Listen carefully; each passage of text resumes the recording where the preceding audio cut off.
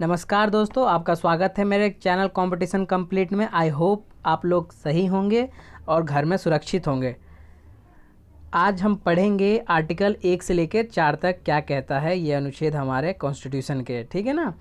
और इससे पहले आपने हिस्टोरिकल बैकग्राउंड नहीं देखा है तो 1 से लेके 6 तक मैंने पार्ट कॉन्स्टिट्यूशन के बनाए हैं, आप वहाँ से जाके देख सकते हैं कि कैसे कॉन्स्टिट्यूशन बना, कितनी कमिटियाँ थीं, कितने कमिटियों के जो हेड कौन कौन थे और कॉन्स्टिट्यूशन कहाँ से बोरोड हुआ। ठीक, तो एक्चुअल जो पार्ट है हमारा कॉन्स्टिट्यूशन का दोस्तों, हमारा जो एक्चुअल पार्ट शुरुआत होता है पार्ट 1, यानी कि कॉन्स्टिट्यूशन में जो टोटल 25 पार्ट है उसमें से पार्ट 1 हम करेंगे, जिसमें आर्टिकल 1 से 4 डिफाइन किया गया है। और ये जो मेरा वीडियो है कॉन्स्टिट्यूशन का 7वें पार्ट नंबर से स्टार्ट होता है। तो आप लोगों से यही कहना है कि अगर आपने हिस्टोरिकल बैकग्राउंड नहीं देखा है तो आप प्रीवियस वीडियो लिंक मैं डिस्क्रिप्शन में डाल दूंगा और आप देख लीजिए। ठीक, तो ये मैं पूरा एक सीरीज़ चला रहा हूँ कॉन्स्टिट्यूशन जब तक ख़त्म ना हो जाए। जो हमारे दोस्त यूपीएससी, बीपीएससी, एमपीपीएससीएस और जुडिशरी की तैयारी कर रहे हैं उनके लिए बहुत ही लाभदायक है। मैं इस वीडियो में यूनियन एंड इट्स टेरिटरी के बारे में बात करूँगा, संघ और उसके क्षेत्र के बारे में बात करूँगा, और कैसे राज्य बनते हैं और राज्य के क्लासिफिकेशन कैसे होता है वो मैं देखूँगा। और साथ ही मैं बात करूँगा स्टेट रीऑर्गेनाइजेशन एक्ट 1956 की, और इसके अगले पार्ट में मैं बात करूँगा री बीरूबरी केस और नेहरू नून एग्रीमेंट की मैं बात करूँगा। चलिए टाइम को ज़्यादा ज़ाया नहीं करते हुए स्टार्ट करते हैं। तो जैसा कि सबको पता है कि पार्ट 1 में जो है आर्टिकल 1 से लेकर 4 तक डिफाइन किया गया है। तो यहाँ पर यूनियन ऑफ स्टेट यानी राज्यों का संघ, आर्टिकल 1 क्या कहता है? आर्टिकल 1 कहता है कि इंडिया मतलब भारत, यानी कि इंडिया दैट इज़ भारत, यानी कि इंडिया जो है वो भारत है। और shall be a union of state, ये एक संघ है, राज्यों का संघ है, यानी कि स्टेट का जो होता है ना ये संघ है, ठीक है ना, यूनियन है। Union was use as a symbolic of the determination of the assembly to maintain the unity of the country। अच्छा, आपके मन में ये सवाल आया होगा कि हाँ हमने यूनियन ही क्यों लिया। डॉक्टर बी आर अम्बेडकर और जो कॉन्स्टिट्यूएंट असेंबली या विधानसभा के सदस्य जो थे उन्होंने डिसाइड क्यों किया, why we choose union. Union हमने इसलिए लिया क्योंकि हम लोगों ने ये कंट्री को क्या यूनिटी रिप्रेजेंट करता था। डॉक्टर बी आर अम्बेडकर ने कहा कि ये यूनिटी प्रेजेंट करता है, यूनियन मीन्स यूनिटी। और जो हमारा कॉन्स्टिट्यूशन बना है ये एक पूरे देश ने मिलकर बनाया, किसी एक इंसान ने मिलकर नहीं बनाया। डॉक्टर बी आर अम्बेडकर का ये पॉइंट ऑफ व्यू था। और साथ ही डॉक्टर बी आर अम्बेडकर ने कहा कि फेडरेशन, यदि हम फेडरेशन लेते हैं, ठीक है ना, फेडरेशन जो कि आपको पता होगा अमेरिका में जो है फेडरेशन है, यूनियन नहीं है, फेडरेशन गवर्नमेंट है। तो फेडरेशन का मतलब होता है एग्रीमेंट। क्या होता है फेडरेशन का मतलब? होता है एग्रीमेंट बिटवीन 2 और मोर स्टेट, ठीक है ना। इंडिपेंडेंस के लिए एग्रीमेंट होता है 2 और 2 राज्यों के बीच में, ठीक। तो अमेरिकन जो है फेडरेशन में है, तो इसलिए इन्होंने कहा कि हम यूनियन चूज़ करेंगे क्योंकि यूनियन जो है यूनिटी शो करता है। और भारत वॉज अडोप्टेड, भारत को कब अडॉप्ट किया गया था और क्यों भारत को अडॉप्ट किया गया था? Why we said India as a that is Bharat.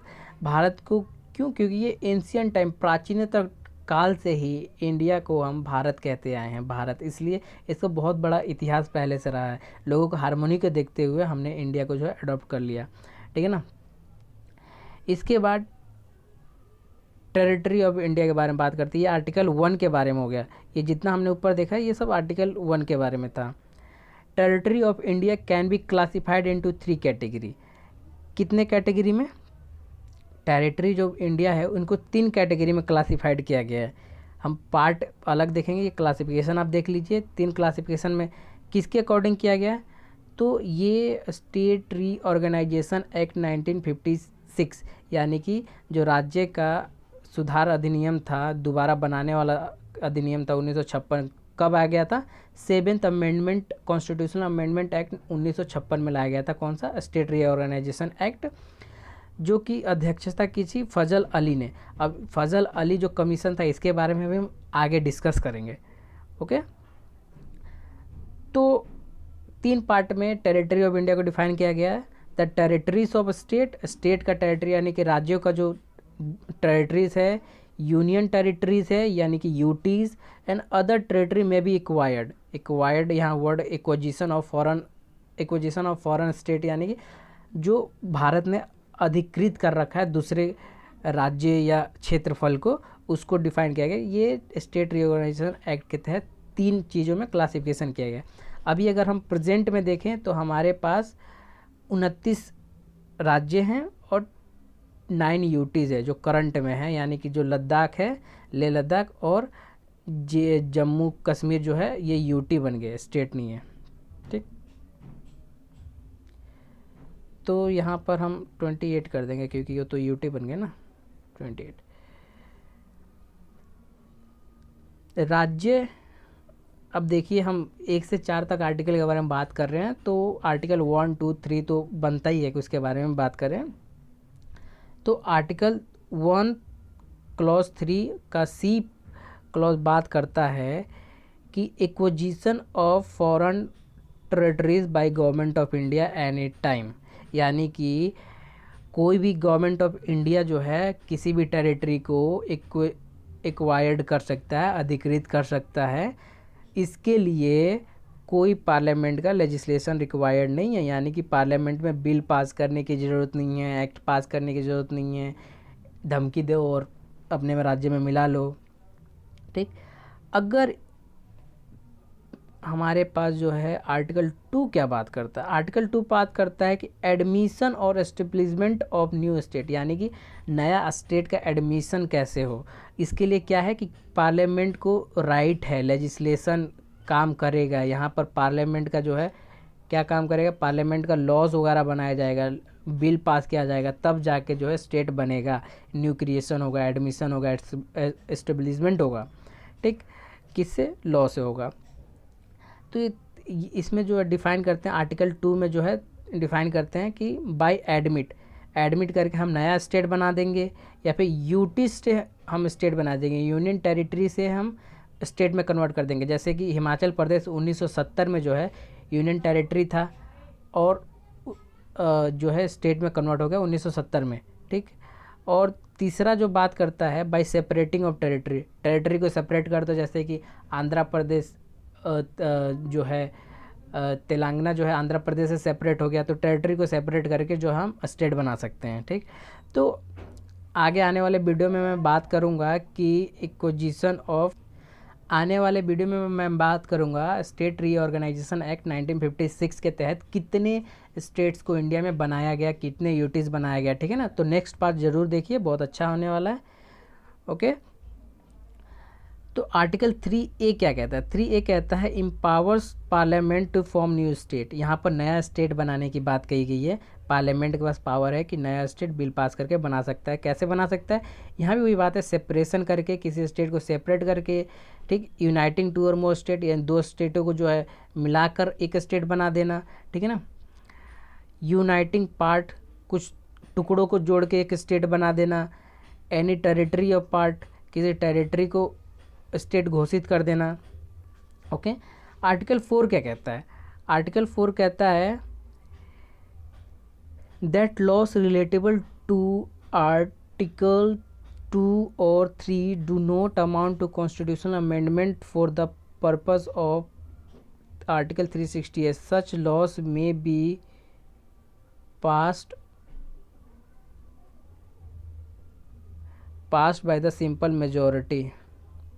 Article 4 कहता है कि 2 और 3 को लागू करने के लिए हम सिंपल मेजॉरिटी से पार्लियामेंट में हम पास कर सकते हैं, कोई दिक्कत नहीं है। ठीक है ना, इसके लिए हमें ज़्यादा मेजॉरिटी की जरूरत नहीं है, सिंपल मेजॉरिटी से प्रोसीजर जो है कंपाइल हो जाएगा और स्टेट जो है बन जाएगा। यहाँ पर इम्पोर्टेंट हम देखते हैं कि ये जो है असल में अब लागू नहीं होता, यानी कि जो 4 क्लासिफिकेशन थे स्टेट के, part A, B, C, D, अब ये लागू नहीं होता। ठीक, तो इसके बारे में फिर भी हम पढ़ लेते हैं क्या था ये। तो ये आर्टिकल 1 क्लॉज 2 एंड क्लॉज 3 में डिफाइन है। क्या डिफाइन है कि पार्ट ए में स्टेट होगा जो है इसके भूतपूर्व गवर्नर जो है इसकी जो है ना यहाँ पर रूल करेंगे, ठीक। पार्ट बी में क्या था कि स्टेट ऑन सेम फुटिंग, यानी कि एक ही राज्य है उसके अंदर सेम फुटिंग यानी कि सेम बाउंड्री में से स्टेट बना देना, जैसे कि प्रिंसली स्टेट हो गया, ठीक। तो वहाँ पर प्रिंसली स्टेट में रूलिंग जो था प्रिंसली स्टेट के जो रूल था वही होगा। पार्ट सी की बात करते हैं, were state were classified as a UT. State जो है ना यूटी की तरह क्लासिफाइड यानी कि यूनियन टेरिटरी हो, यहाँ पर चीफ कमिश्नर जो है अपॉइंट होता है, ठीक है ना। और पार्ट डी जो था ये पार्ट सी के अकॉर्डिंग था, लेकिन पार्ट डी में जो है अंडमान निकोबार आता है, ठीक। ये एक ही आता है, अंडमान एंड निकोबार आता है पार्ट 4 डी में, आप याद कर लेंगे। वैसे ये इम्पॉर्टेंट है जब पूछा जाए कि ABCD पार्ट क्या है। वैसे ये इम्पॉर्टेंट है क्योंकि स्टेट रीऑर्गेनाइजेशन एक्ट जब आया था उसके बाद ये इन एप्लीकेबल हो गया था, ठीक है ना। आई होप कि ये वीडियो आपको अच्छी लगी होगी। अच्छी लगी तो लाइक शेयर एंड सब्सक्राइब ज़रूर कर लें और दोस्तों के साथ शेयर करें। और आने वाले पार्ट 8 ज़रूर देखें। पार्ट 8 में मैं रीब्रीवरी केस और नेहरू नून एग्रीमेंट और स्टेट रीऑर्गेनाइजेशन एक्ट की मैं बात करूँगा। धन्यवाद।